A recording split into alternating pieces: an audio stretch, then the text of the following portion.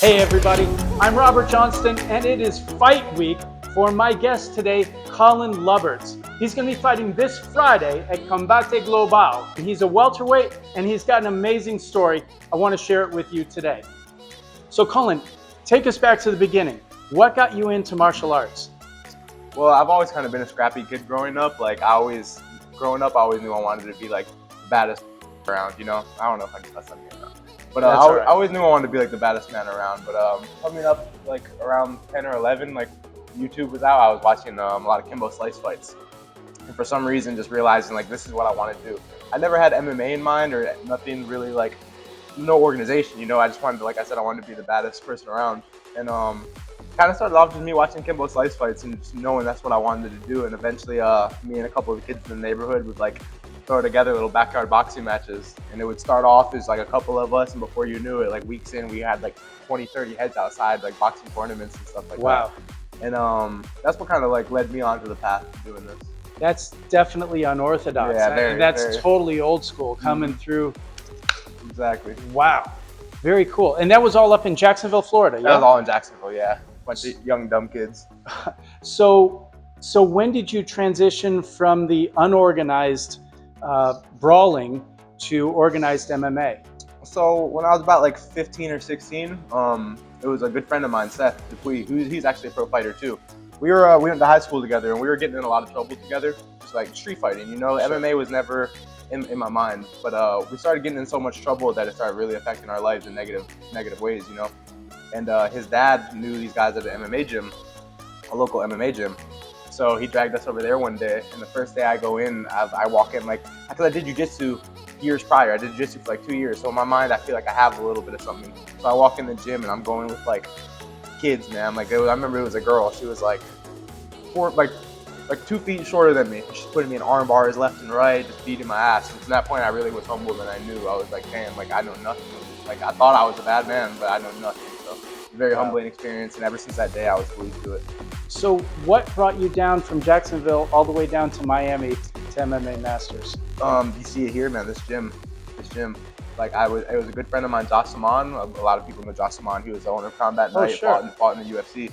So coming up, he was the guy, you know? Like Jacksonville didn't really have too many fighters coming out of there. And he was from Tallahassee, but he was friends with my coach and he ran Combat Night.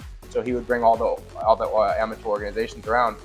And I started fighting for him, right? And I remember when I was 16, I was just building cages, wasn't even allowed to fight yet. And I told him one day, I was like, yo, I'm gonna be a champion for you one day.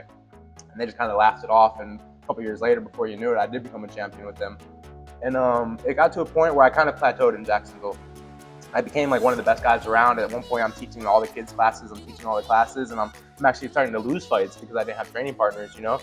So I realized when it was time to go pro, I really had to make a move. And I would see Josh training at different gyms and stuff, and then I saw him come to this gym, and I just saw his style completely change. Like he took off in the UFC, man. He started to throw these spinning wheel kicks, all his capoeira style. And this is a guy who never had that style before, you know? And he was looking mean. So he made the call to get me in here on a Friday for the 10-round sparring. I came in, got beat out of me, and just fell in love with him, man. And from that point on, I was like, this is where I have to be. Well, speaking of training partners, you were Colby Covington's primary training partner for his last 2 fights, yes, sir. Including a world title. Yes, sir. How has that impacted you in your game? Man, it's been a huge blessing coming up. Because not only the skill, but the mindset and everything. You see a guy like that, he doesn't slow down. Like everything he does is 100%. Whether it's his recovery, whether it's in his training, his diet, everything. He's very focused all the time. He's very sharp, you know, very disciplined. That's what a lot of guys don't have. You see guys at the highest level and they still don't have discipline. So just being able to follow after him and like see the mistakes he's made, the successes he's made, and learning from all those, you know, so it's helped a lot, tremendously. Awesome. So you're riding a 2-fight win streak. That's right. But you've been out of the cage for a little while. Can you talk about that a little bit? Yeah, it was a lot of little setbacks. I had a couple injuries, and also I was with this management group, and I was supposed to take fights with them, you know, but a lot of things, I was going to fight for the Contender Series, and it just kept getting pushed back and back. And then before you know it, after like waiting for so long, I just started getting injuries for training so long. So I was training the whole time like I was in a fight camp, but you know, you can't keep that intensity for so long. And eventually, I'm only human. My body started breaking down. Before you know it, I had back-to-back injuries that actually kept me out. And even with those injuries, I was still in here training. Sure. If I couldn't work my legs, I'd work my hands. If I couldn't work either, I'm working my mind. So I became bulletproof, mentally bulletproof. Awesome. Well, and now with your training with Colby full time for his 2 camps, I imagine that the Collin Lubberts we're going to see on Friday is one that nobody's ever seen before. Yeah, believe me, you guys have never seen this version of me before. Everybody's always known me as a striker. I've always had a ground game, but if you look back at my amateur fights, that'd be the way to beat me. I would always have trouble with hard wrestlers. In the gym, no. You know, in the gym, I feel good everywhere. But in the fights, it would kind of show, and you'd show that weakness. But after being in here with the level of guys we have in here and just constantly grinding, the coaches never letting you take a break, never letting you be in a bad position, you know? And a guy like Colby, like, what work am I going to do for him if I can't wrestle, you know? So he's taught me, he's helped me a lot, really, throughout the whole thing. Sure. And not just Colby Covington. I mean, there's Rafael Alves and Miguel Baez.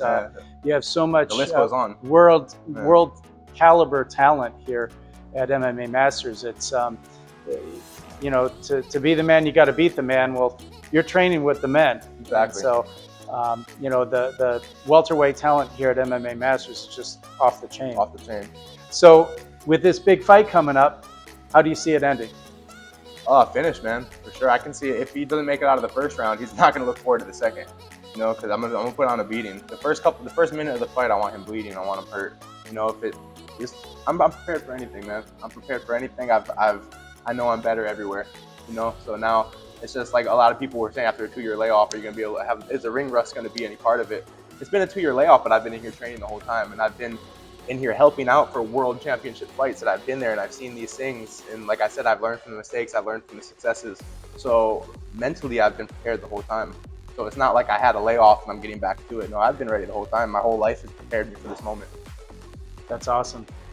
So anything else you want to tell the world before you put on this performance on Friday?